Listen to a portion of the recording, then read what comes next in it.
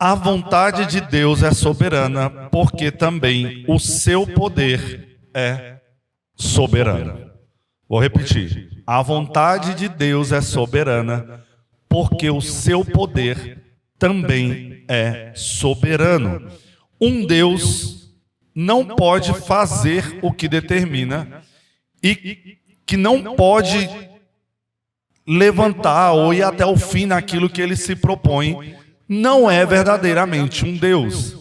Então, a verdade sobre o poder soberano de Deus traz a nós a realidade de quem não é Deus não consegue ir até o fim em tudo que se propõe. Exemplo, alguém aqui já conseguiu, desde que nasceu até agora, ir até o fim em tudo que se propôs? Eu já falei em começar a dieta, acho que umas 200 vezes. Não consegui na minha proposta nem no meu primeiro dia. Segunda-feira eu começo. Aí depois eu mudei a estratégia. Não pode começar na segunda não. Segunda é complicado de começar. Bora começar na sexta. Aí eu fiquei me arrastando aí. E fui me arrastando. Acho que eu fiquei 9 anos fora do meu peso. Consegui. 9 não. 9 anos eu tô casado. A última vez que eu estive dentro do peso foi 1 ano antes de eu casar. Então há 10 anos atrás eu estava fora do meu peso. E durante esses 10 anos foram inúmeras propostas e tentativas de ir até o fim naquilo que eu propus fazer para a minha saúde e não consegui, ou pelo menos não consegui de forma perfeita. Às vezes você consegue um pouquinho, consegue ir até um certo ponto. Às vezes a gente consegue ir até o fim naquilo que a gente propõe, mas de tudo aquilo que a gente propõe, a gente não consegue ir ao fim. De todas as nossas vontades, de tudo aquilo que a gente deseja fazer, deseja realizar, a gente não consegue ir até o fim em tudo. Um Deus que age dessa mesma forma não é um Deus. Se um Deus ele não tem poder suficiente para fazer aquilo que ele mesmo quer que seja feito, ou que ele mesmo determina, ou que ele mesmo tem vontade de fazer, automaticamente esse Deus, no mínimo, é um Deus meio capenga, né? Vamos colocar aí como um semideus aí. Na mitologia grega a gente tinha muito disso, né? Tinha os deuses e tinha os semideuses ali. Para mim, um Deus que não consegue fazer tudo aquilo que se propõe a fazer, todos eles não são deuses, não são nem semideuses, não são deuses. Não, a pessoa não tem o poder de ir até o fim naquilo que propõe. Deus, ele tem que ter uma vontade poderosa para resolver tudo aquilo que ele acha bom. Deus também tem que ter uma vontade poderosa para executar, e ele tem que ter poder para executar tudo aquilo que ele acha que é bom que seja feito.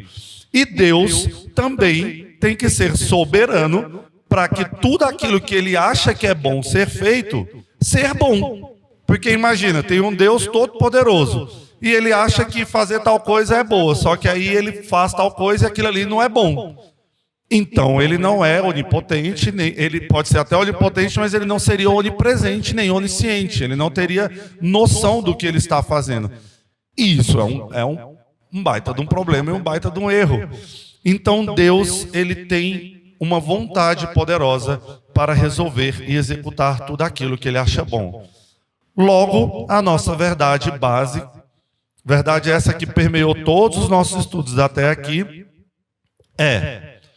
quando se fala em poder de Deus, logo nos lembramos de sua autoridade. Contudo, essas duas coisas não são necessariamente iguais. Como conhecimento e sabedoria são bem ligados, né, intimamente ligados, mas são diferentes, assim também acontece com poder e autoridade. Poder e autoridade não são iguais.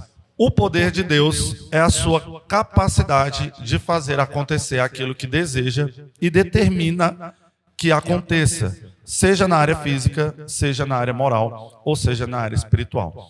Então, a capacidade de ação onipotente de Deus, ela está sempre de acordo com a própria vontade de Deus. Não há separação entre as duas coisas. Ele não tem a capacidade de fazer coisas e essas coisas estão fora da própria vontade dele. Não. Toda a capacidade de poder e de execução do poder de Deus está vinculada à própria vontade de Deus. Contudo, poder não significa um ato. mas sim a capacidade de transformar uma ideia de sua mente em um ato.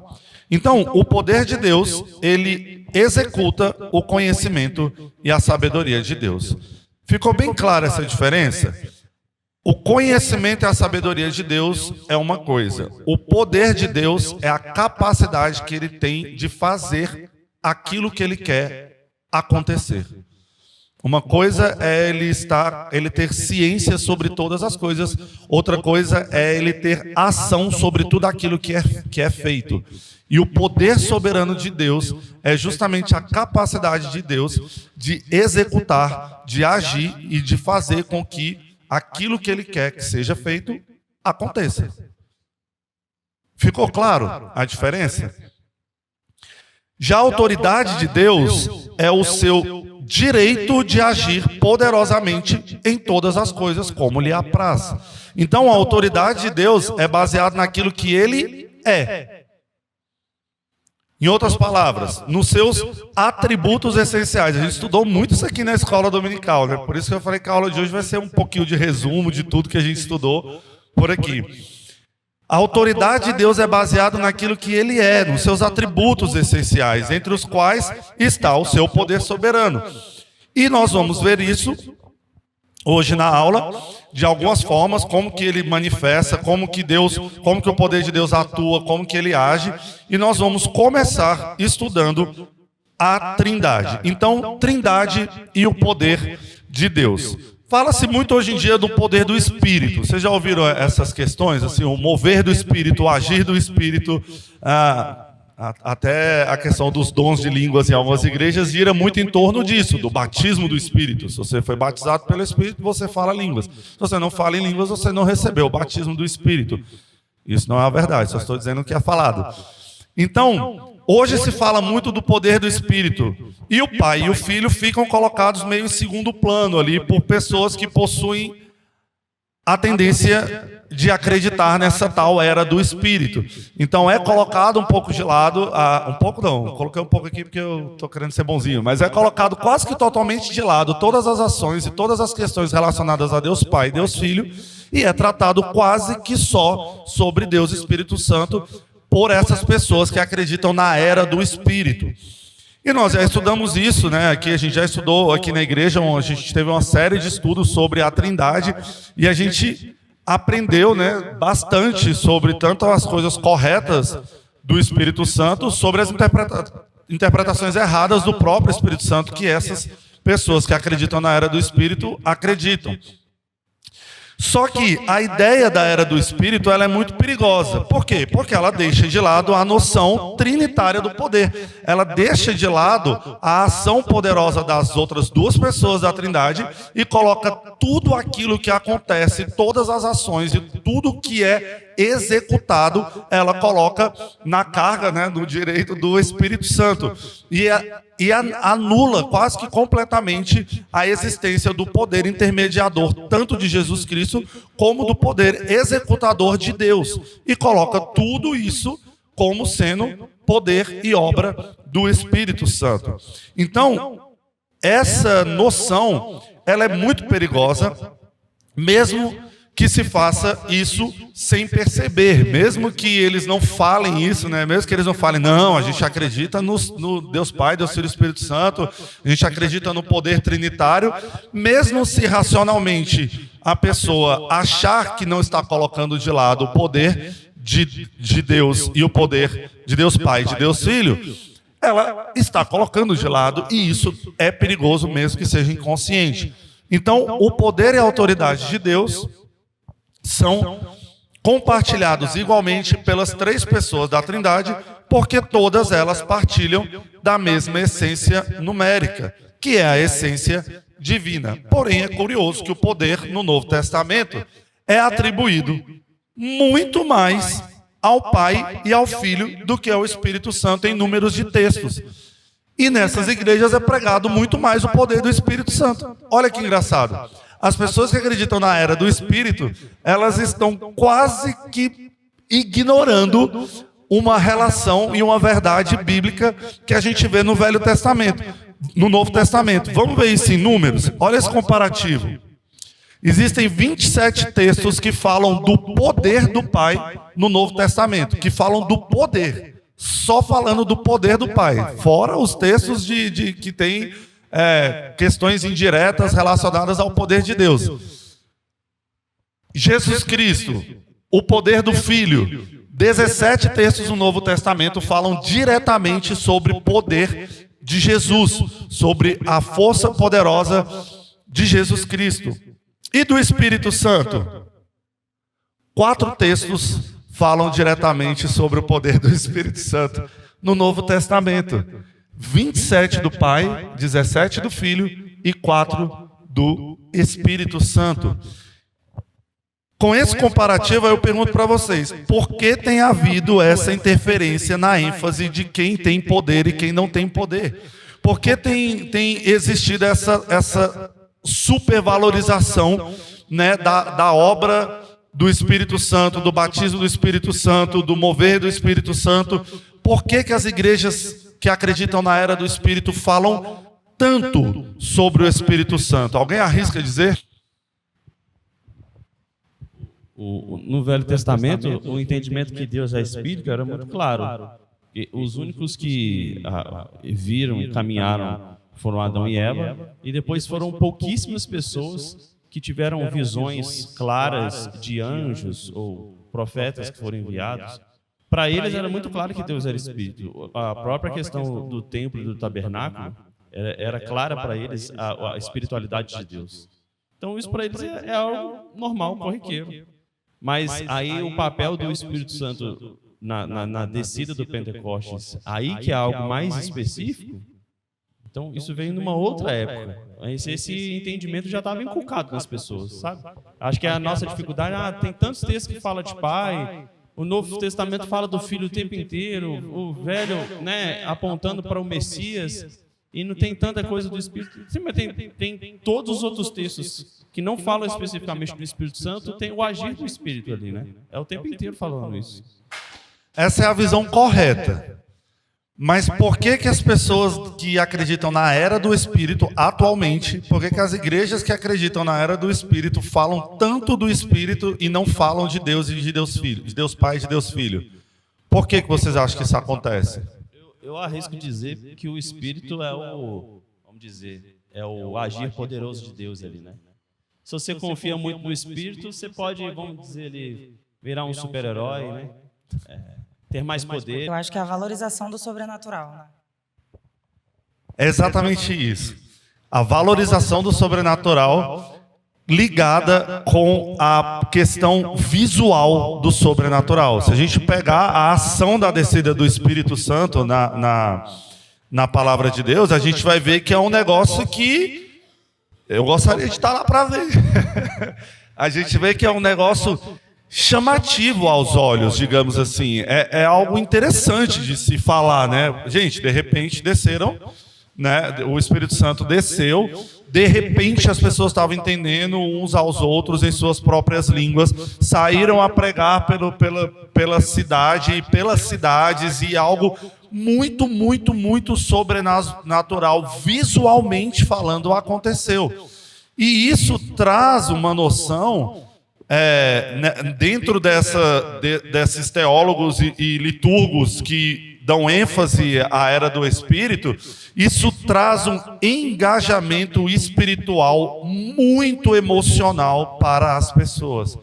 Então você acaba vivendo ali algo sobrenatural. Tem uma frase que ficou muito famosa na época dos encontros do G12, que era: é tremendo, isso é algo muito tremendo, isso vai te deixar tremendo, porque você vai ver, você vai presenciar, você vai sentir, vai ser emocionante para você o que vai acontecer quando o Espírito Santo agir. E aí eles colocam, né, dão aquela encaixada no quando o Espírito Santo agir em sua vida. Quando, na verdade, a verdade por trás de tudo isso é exatamente o que o presbítero Rafael falou.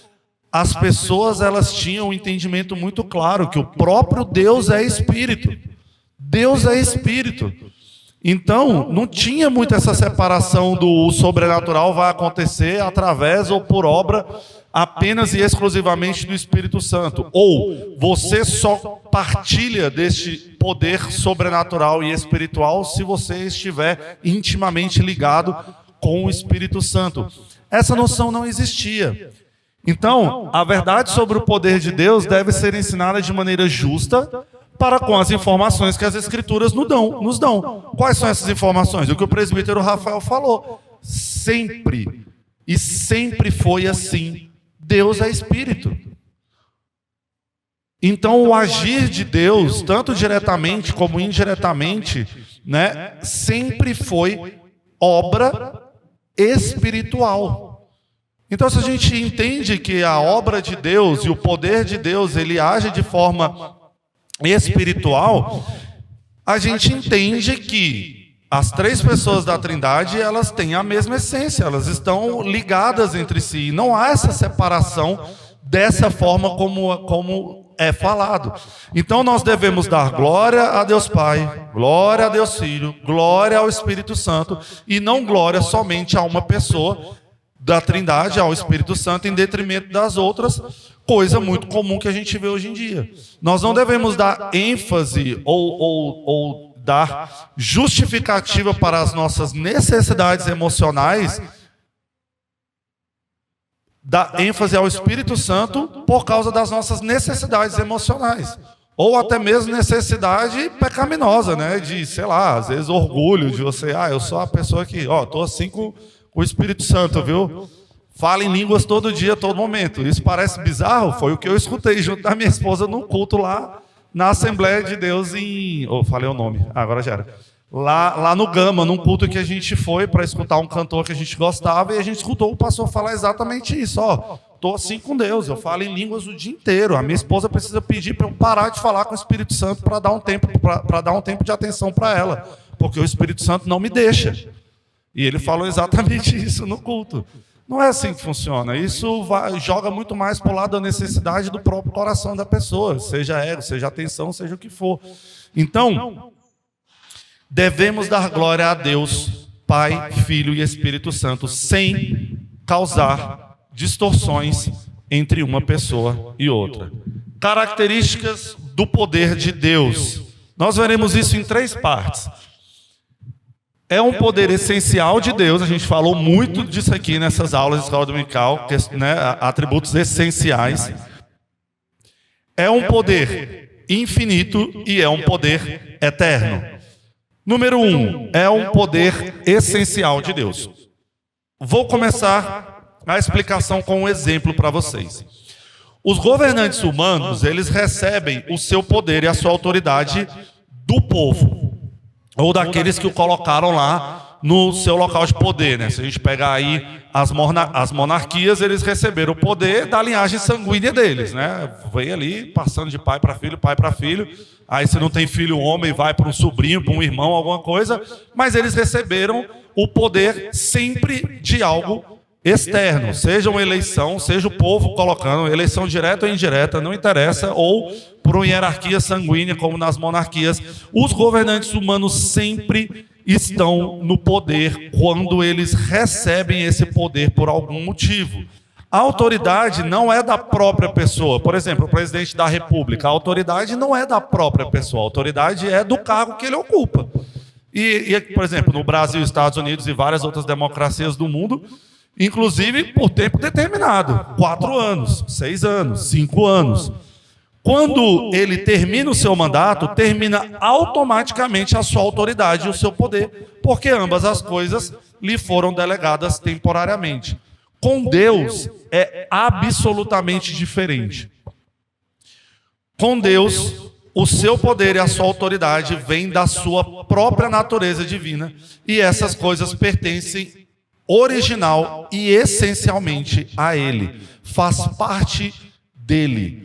Ele é poder. Deus é poder. E é por isso que o salmista diz uma verdade de maneira bem curiosa. Salmo 62, 11. Lê, por favor, Walker, para a gente. Salmo 62, 11. Diz assim: uma vez falou Deus, 2 vezes ouvi isto, que o poder pertence a Deus. Olha que frase interessante. Uma vez falou Deus, 2 vezes eu ouvi isso. Por que você escutou 2 vezes se Deus falou só uma vez? Porque o que Deus fala é verdade. A ênfase do 2 vezes eu escutei significa mais ou menos como você dizer assim, eu não preciso falar 2 vezes. Nós pais falamos isso para os nossos filhos, mas a verdade é que a gente precisa falar trocentas vezes. A gente queria não precisar falar 2 vezes, mas a gente acaba precisando falar. Com Deus isso não acontece. Deus ele fala uma vez. A gente escuta 2, 3, 4, 5 vezes. A gente escuta a palavra de Deus, mas ele fala uma vez. Deus é poder. Então, o poder pertence a Deus e a ninguém mais.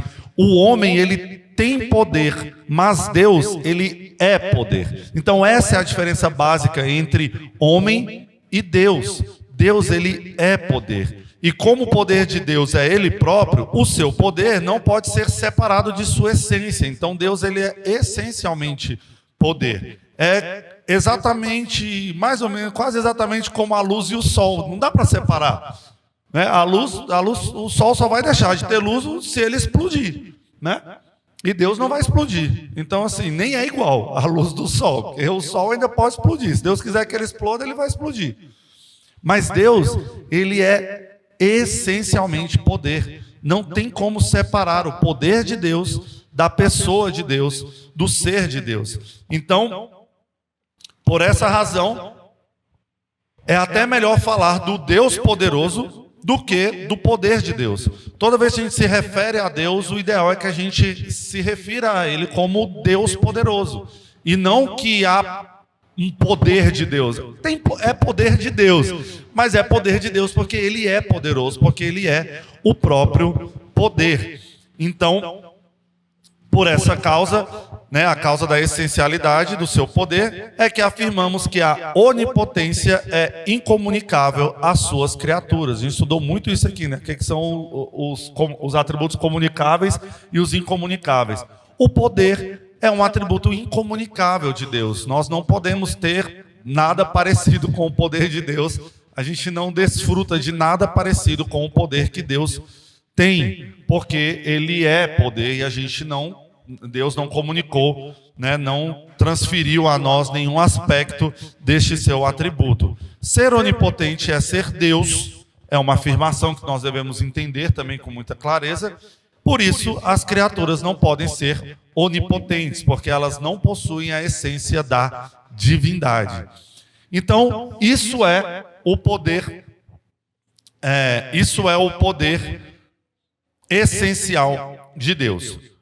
É um poder também infinito. Abre para mim, por favor, em Efésios 1, versículo 19. Neste texto, Paulo ele vai exaltar o poder de Deus. Ele vai falar sobre o poder de Deus. Estava lá naqueles textinhos lá dos 27 textos que falam diretamente do poder de Deus no Novo Testamento. Efésios 1, 19.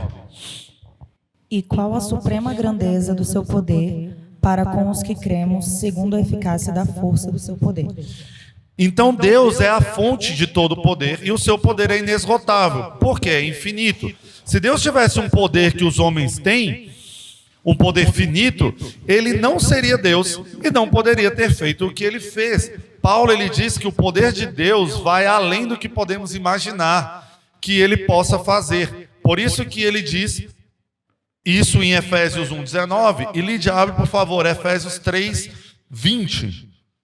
Efésios 3:20, Dona Berenice, Hebreus 1:3. Ora, aquele que é poderoso para fazer infinitamente mais do que tudo quanto pedimos ou pensamos, conforme o seu poder que opera em nós. O texto ele está nos falando não apenas do que pedimos em oração, mas de coisas que a gente não consegue nem imaginar. Ora, aquele que é poderoso para fazer infinitamente mais do que o que a gente pede ou do que o que a gente pensa. A gente acaba focando sempre no que a gente pede, né? Quando a gente lê esse texto. Deus, ele pode fazer por você infinitamente mais do que você pede. Mas tem mais um aspecto aí interessante. Deus, ele é tão grandioso que ele faz infinitamente mais do que você pensa. Até do que você pensa ser capaz de Deus fazer, ele pode fazer infinitamente mais. Então não é uma relação só com peça para Deus, porque o Deus poderoso é o Deus capaz de fazer tudo por você e infinitamente mais do que o que você está pedindo ou precisando. Ele é um Deus tão grande que ele pode fazer infinitamente mais até do que você pensa. Você não tem nem capacidade de imaginar o quão poderosa é a ação e o poder de execução do nosso Deus. Então, Deus é tão infinitamente poderoso que a nossa imaginação não é suficiente para apreciar aquilo que ele é capaz de realizar. O seu poder alcança alturas inimagináveis, e isso é o infinito poder. Os seres humanos podem até querer, ou podem até alguns deles alcançar algum tipo de poder, mas esses poderes que nós alcançamos e que nós temos, eles são dados a nós por Deus, mas Deus, ele é um poder personalizado. O poder dele é pessoal e ele faz e molda de acordo com o que ele quer, e ele também dá a quem ele deseja, pelos motivos que sejam. Então, não é de se espantar que um dos seus nomes na língua grega é Pantocrator, que significa todo-poderoso. Um dos nomes de Deus na língua grega é todo-poderoso. Não há nada que seja difícil ou absoluto para o poder de Deus. Deus, ele faz o que ele quiser. Foi por esse poder que todas as coisas vieram a existir, por exemplo. Hebreus 1:3. Lê para a gente, por favor, dona Berê. O esplendor da glória e a expressão exata do seu ser, sustentando todas as coisas pela palavra do seu poder, depois de ter feito a purificação dos pecados, assentou-se à direita da majestade nas alturas.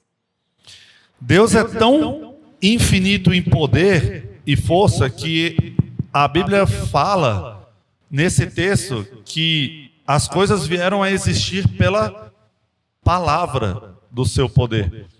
Não foi nem assim, Deus levantou e fez o universo. Ele foi lá com a mãozinha dele, pegou, moldou. Claro que isso é uma linguagem para que nós homens possamos entender, né? A gente não faz ideia de como é que Deus criou todas as coisas, como é que tudo, como não dá para saber.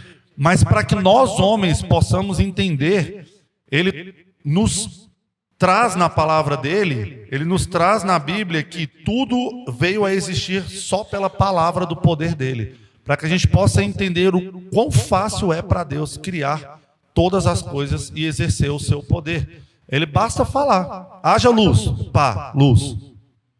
Separa aí água de terra, aí separou. Ele precisou só dizer, ele precisou só querer. Entre outras palavras, dá para a gente imaginar que ele precisou só pensar. Pensou, aconteceu. Então, é só a palavra do poder de Deus é suficiente para criar todas as coisas. A infinidade do poder de Deus consiste na sua capacidade de fazer muito mais do que ele fez. A infinidade do poder de Deus não está demonstrada apenas em tudo aquilo que ele fez. Né? Imagine aí as galáxias, os universos. A Ana gosta muito de olhar para o céu, né, Ana? Você gosta muito do espaço. A grandiosidade do poder de Deus não está só em observarmos a grandiosidade de tudo aquilo que ele fez. A grandiosidade de Deus está em entendermos que ele poderia e pode fazer muito mais do que o que ele já fez. Muito mais do que o que ele já fez. Então Deus poderia ter feito muito mais mundos, muito mais seres celestiais e humanos, assim como muitos mais animais e espécies. Ele poderia ter feito muito mais. Mas ele fez aquilo que ele decidiu fazer. E ele fez tudo isso com o poder da sua palavra. Então, não há limite para o poder de Deus. O poder de Deus é um poder eterno. A infinidade do poder divino está totalmente conectada com a eternidade do seu poder. É um poder que não acaba. Além dele ser um poder que pode fazer tudo, ele é um poder que vai existir e sempre existiu, né? Ele é o alfa, o princípio, e ele é o fim. E o próprio tempo, o início e o fim, foi criado por Deus. Então, ele sempre existiu, sempre existirá, e a eternidade é o próprio Deus. Se quisermos usar o sentido popular da palavra eternidade, nós podemos dizer que o nosso Deus, ele é durável, ele dura para sempre, né? Ele nunca perde, ele não diminui, ele não aumenta, ele é o que é, ele é durável, ele sempre existiu e sempre vai existir. Presbítero Rafa, Romanos 1:20. Paulo, ele fala dos atributos de Deus que são mostrados nas obras da natureza, e isso inclui o seu eterno poder, como está em Romanos 1:20. Porque os atributos invisíveis de Deus, assim o seu eterno poder, como também a sua própria divindade, claramente se reconhecem desde o princípio do mundo, sendo percebidos por meio das coisas que foram criadas. Tais homens são, por isso, indesculpáveis. Então, esse poder eterno está vinculado às criações de Deus, como o texto nos fala. O poder que foi exercido quando ainda o tempo, como nós conhecemos, nem existia. Nem tinha tempo, gente. A gente tem que entender que Deus não criou só o espaço, Deus criou o tempo também. Ele não criou só o físico como nós conhecemos, ele criou a linha temporal. E foi o seu poder que criou tanto o tempo como todas as demais coisas dentro deste tempo que ele mesmo quis criar. Então, nesse sentido, é que é dito que o seu poder, ele é eterno. Ele foi exercido antes de haver o tempo e também antes de haver matéria, antes de haver tudo. Por sua palavra, todas as coisas vieram a existir num tempo quando o tempo ainda não existia. E agora ele existe. E é por isso que nós tratamos tudo em uma linha temporal, porque foi assim que Deus quis que fosse feito. Então o tempo de Deus é eterno, porque não sabemos nada do seu começo e não temos ideia do seu fim, porque o fim não vai existir. Nós não sabemos como era antes do tempo ser criado e nós não temos noção de como tudo isso funciona, porque Deus é quem sabe de todas as coisas. A nós cabe entender aquilo que Deus nos permitiu entender. Só que dentro do tempo, Deus nos permitiu entender que Ele é eterno, também no sentido de não possuir limites. Não há limites para Deus. Não há fronteiras para Deus. Há limites para o homem. Para Deus, não há limites. Nesse sentido, Ele se parece com a sua infinidade. Então, não há limites para o nosso Deus. E o poder de Deus, uma outra coisa que fica fácil a gente entender a eternidade de Deus é se a gente entender que o poder de Deus não acaba. Ele não cessa, ele não para. Ele sempre existiu e ele sempre vai existir.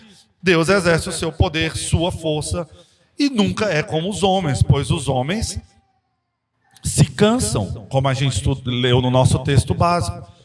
Deus não se cansa. Deus não se fatiga. Deus não tem esse tipo de problema para lidar. Está com a Helena? Isaías 40:28, como a gente leu no começo da aula. Leia para a gente, por favor, de novo, as expressões que Isaías usa aí nesse texto. Acaso não sabeis? Porventura não ouvis? Não vos tem sido anunciado desde o princípio? Ou não atentastes para os fundamentos da terra? Então, é um puxãozinho de orelha aí, né? Gente, vocês que estão duvidando, vocês que não estão entendendo como funciona o eterno Deus, vocês não ouviram? Vocês não sabem que o Deus é um Deus eterno, que é um Deus que não se cansa, que é um Deus que não se fatiga? O que está acontecendo? Por que vocês estão desse jeito? Por que vocês não estão entendendo uma coisa simples? Vocês se cansam, vocês têm problemas, vocês perdem um pedaço do pé, um pedaço da mão. Vocês diminuem, literalmente. Quanto mais velho vai ficando, mais corcunda fica. Vai diminuindo até a altura. Vocês não sabem que o Deus não se cansa? Que o seu Deus é o Deus eterno?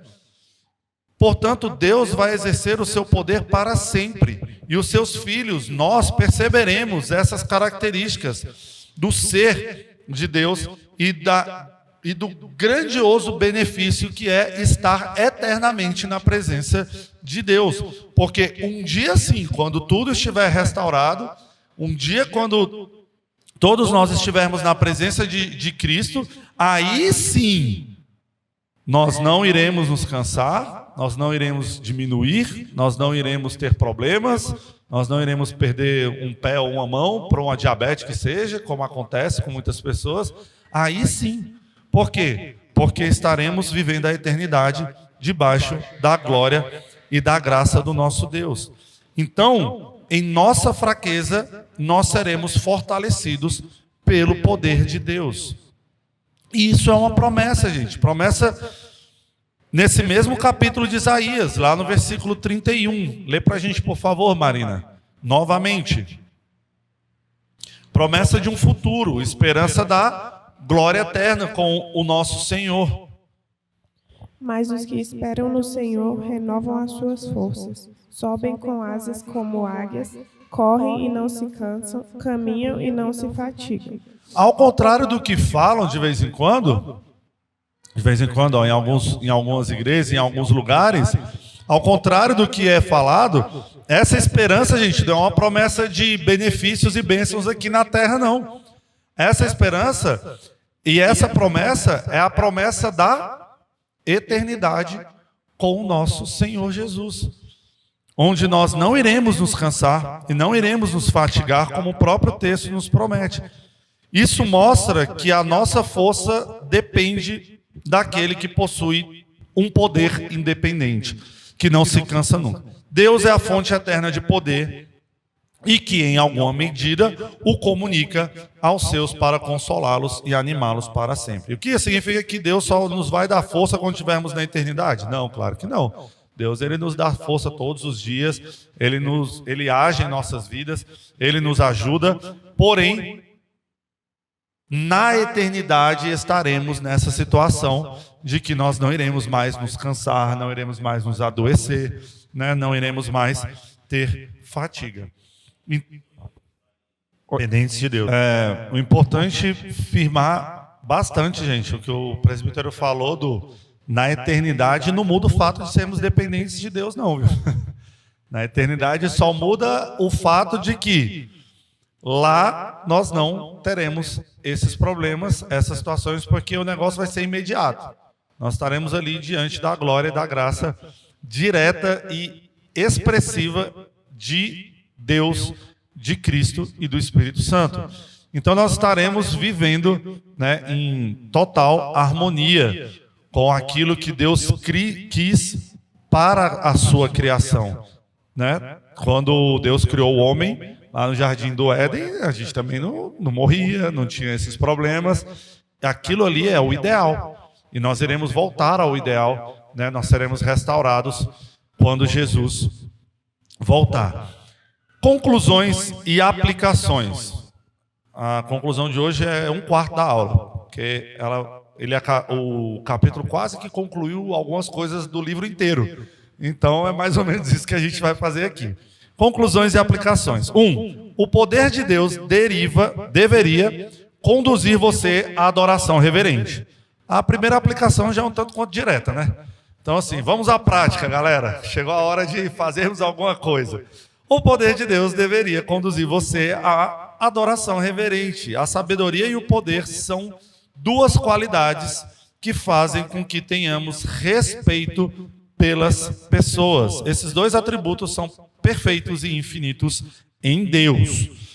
Portanto, o respeito que devemos a Deus por eles deve expressar-se na forma como adoramos ao nosso Deus. Todas as religiões, mesmo religiões primitivas, adoram os seus deuses por causa do poder que cada deus tem. Se isso é natural mesmo aos homens ímpios e ignorantes que adoram deuses que não existem, quanto mais deve ser nos cristãos que creem no Deus verdadeiro, que é absolutamente sábio e todo-poderoso. Então, se a gente... Um exemplo aqui meio direto, assim. Se você acha que existe alguém que convive com você, que adora a um Deus que não deveria adorar, mas ele adora muito bem e leva muito a sério a própria religião, isso tem que servir de exemplo para você. Você que adora o Deus verdadeiro está vacilando na sua adoração, sendo que tem gente aí que adora deuses feitos por mãos humanas e adora muito melhor do que a gente, cristão. Está errado. Devemos adorar ao nosso Deus, termos reverência, termos temor e tremor pelo nosso Deus. Nós nos curvamos diante do Todo-Poderoso, numa atitude de reconhecimento pelo seu próprio poder e força, pelo temor do seu nome. E é isso que devemos fazer. Devemos adorá-lo com santa admiração e reverência. Onde é que está escrito isso? Lá em 2 Reis 17, versículo 36 a 39. Nayara, lê, por favor. 2 Reis 17, versículo 36 a 39. Mas ao Senhor, que vos fez subir da terra do Egito com grande poder e com braço estendido, a ele temereis, e a ele vos prostrareis, e a ele oferecereis sacrifícios. Os estatutos e os juízos, a lei e o mandamento que ele vos escreveu, tereis cuidado de os observar todos os dias. Não temereis outros deuses. Da aliança que fiz convosco, não vos esquecereis, nem temereis outros deuses. Mas ao Senhor, vosso Deus, temereis, e ele vos livrará das mãos de todos os vossos inimigos. O Todo-Poderoso é somente um, como a gente vê nesse texto. Somente ele merece culto reverente. Expressando a própria ideia bíblica, devemos dizer a ele constantemente, porque teu é o reino, o poder e a glória para sempre. O nosso Deus, o soberano Deus, o todo-poderoso Deus, é somente um. E é a ele que você e eu devemos isso. 2. Segunda aplicação, conclusão. Medite no poder de Deus. Como é que você vai reverenciar a Deus? Como é que você vai conduzir a sua adoração a Deus se você não medita no próprio poder de Deus? É meio óbvio, né? Essas duas aqui são tanto quanto complementares. Acreditar no poder de um Deus sempre existiu na humanidade, mas todos os deuses cultuados pelos homens tiveram características de poder. As pessoas creem no poder do seu Deus e o temem por causa do seu poder. Por essa razão, os adeptos de todas as religiões fazem orações aos seus deuses e esperam sempre neles. Todos nós cremos no verdadeiro poder de Deus. Todos nós sabemos que Ele pode todas as coisas, que nada é possível para Ele. Porém, nós não gastamos muito tempo meditando no seu poder. A gente peca em conhecer mais do nosso Deus. A história é cheia de exemplos do poder de Deus, mas simplesmente não paramos para refletir nesse poder. A própria reflexão que fizemos aqui na igreja no mês passado sobre a reforma protestante, uma reflexão sobre o tamanho do poder de Deus. A palavra de Deus já estava escondida, limitada, reclusa em mosteiros e monastérios, e as pessoas não tinham acesso à palavra de Deus, e Deus foi de forma poderosa, levantou homens, fez uma mudança total no mundo novamente. Meditar na história e tudo aquilo que a história nos traz sobre a revelação do poder de Deus, do quão grande esse poder é. Você precisa analisar cada uma das atividades divinas, com as grandes e também com as pequenas criações de Deus. A gente observa como Deus é o Deus da história, é o Deus dos eventos históricos, é o Deus que age sobre a história. O nosso Deus, ele é muitíssimo poderoso e por isso temos que gastar tempo meditando no seu poder. Temos que entender o tamanho do poder de Deus, temos que estudar e temos que nos gloriar com a grandeza do poder de Deus. Glorificamos também mais a Deus e temos um melhor senso da verdadeira adoração quando nós conhecemos melhor o nosso Deus e o seu santo nome. Então nós não poderemos ou não podemos nunca glorificar devidamente o nome de Deus sem considerarmos devidamente o próprio Deus. Então precisamos meditar em Deus. Confie em Deus por causa do seu poder. Como aprendemos agora, o primeiro passo da religião é a confiança num Deus que tem poder. É isso para todas as religiões. Esse ponto é essencial, tanto para as outras religiões como para nós. Nunca ninguém haverá de confiar num Deus fraco e sem poder. Isso é quase que bizarro, né? Então a gente vai confiar num Deus que é fraco, que é marromeno, né? Não tem como. O Deus das Escrituras, ele é chamado de o Todo-Poderoso, como a gente viu na aula de hoje. Ele próprio desafia os homens a encontrar um Deus semelhante a ele, como a gente viu no texto de Isaías. E não há. Então, ele é o poder por excelência. Portanto, nele nós podemos e devemos confiar. André, abre por favor 2 Coríntios 2, versículo 4 a 5. O apóstolo Paulo, ele era um varão poderoso em suas obras. Isso é um fato inegável. Porém, para evitar qualquer engano das pessoas com relação à sua pessoa, ele escreve aos Coríntios com respeito à sua pessoa e ele diz o seguinte. Leia, por favor. 2 Coríntios 2, 4 a 5. 4 a 5. Porque no meio de muitos sofrimentos e angústias de coração vos escrevi com muitas lágrimas, não para que ficasseis entristecidos, mas para que conhecesseis o amor que vos consagro em grande medida. Ora, se alguém causou tristeza, não o faz apenas a mim, mas para que eu não seja demasiadamente áspero, digo que, em parte, a todos vós. Eu coloquei o texto errado. Então eu vou ler o texto certo, porque eu não sei a referência, mas eu coloquei ele escrito aqui. A minha palavra e a minha pregação não consistiram em linguagem persuasiva de sabedoria, mas em demonstração do Espírito e de poder, para que vossa fé não se apoiasse em sabedoria humana, e sim no poder de Deus. Não vou saber a referência, irmãos, mas o texto era esse. Paulo, ele escreve aos Coríntios que a minha palavra e a minha pregação não consiste em linguagem persuasiva de sabedoria. Não se apoiem em sabedoria humana, e sim se apoiem sempre no poder de Deus. Por quê? Porque era óbvio para o próprio Paulo que ele estava ficando famoso, conhecido, uma pessoa que pregava e as pessoas davam atenção, davam respeito, respeitavam a sua liderança, e ele escreveu aos Coríntios para que as pessoas, não colocassem sabedoria humana em contraste com, não confiassem em sabedoria humana ao invés de confiar na sabedoria de Deus, porque até o que ele falava por obra do Espírito Santo em sua vida.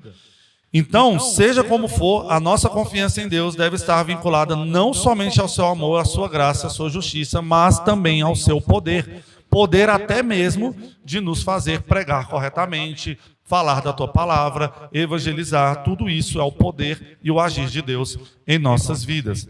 Esse atributo qualifica os outros. Confiamos no amor de Deus, porque é um amor que é vitorioso em nós por causa do poder desse amor. Confiamos na graça de Deus, porque ela é uma demonstração de poder.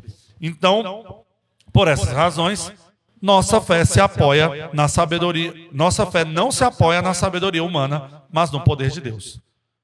Próximo. Submeta-se e refugie-se no poder de Deus. Há horas que não podemos fazer mais nada a não ser ficar quietinhos debaixo da poderosa mão de Deus. O poder de Deus deveria fazer-nos humilhados. Presbítero Lucas, 1 Pedro 5, 6, por favor. Esse sentido de nos humilharmos é o sentido que Pedro nos exorta neste texto.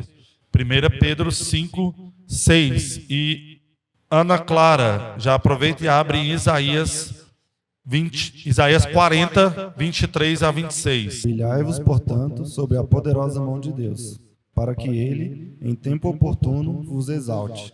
A melhor coisa que fazemos diante de Deus é humilhar-nos.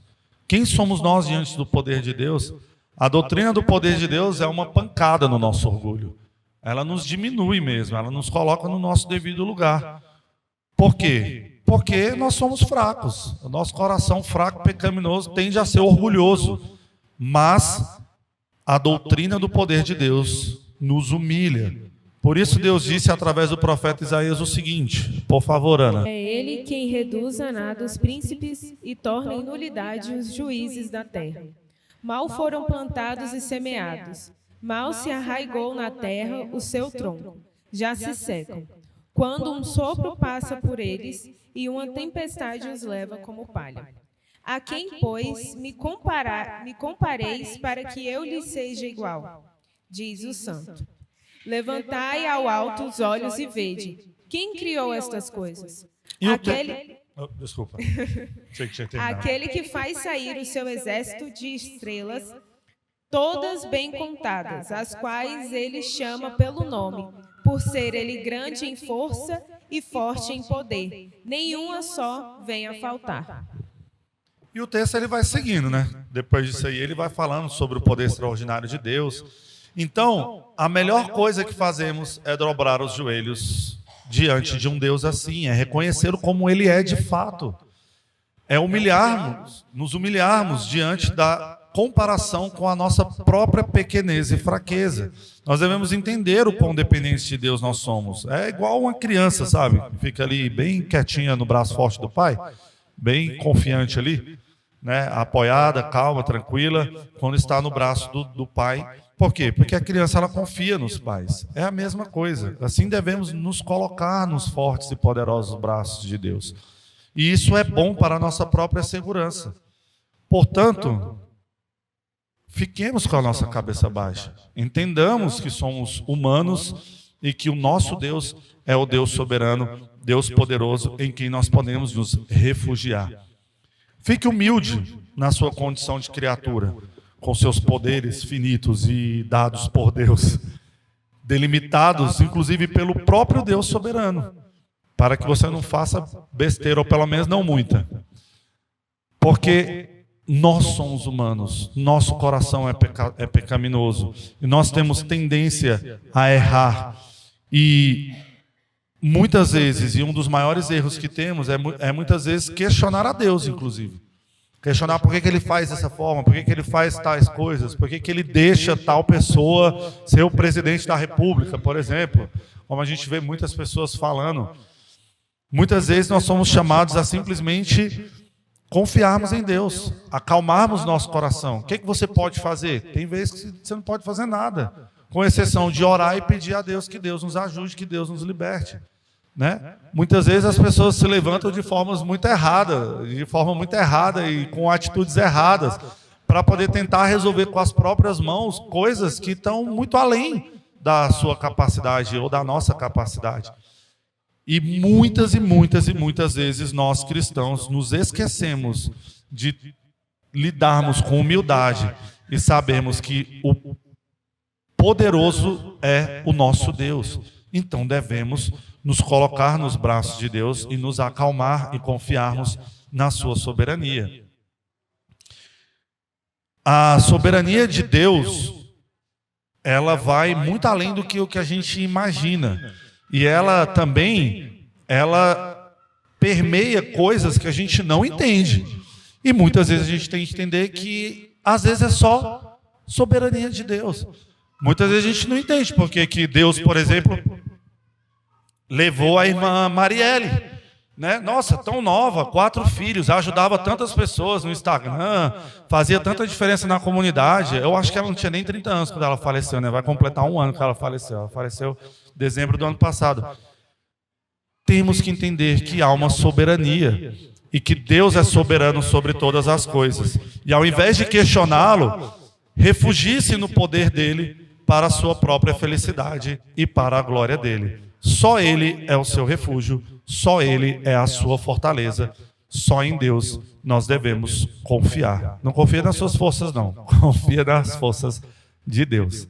Esse é o resumo, mais ou menos, de tudo que foi base para os nossos estudos durante todo esse tema, né? O ser de Deus.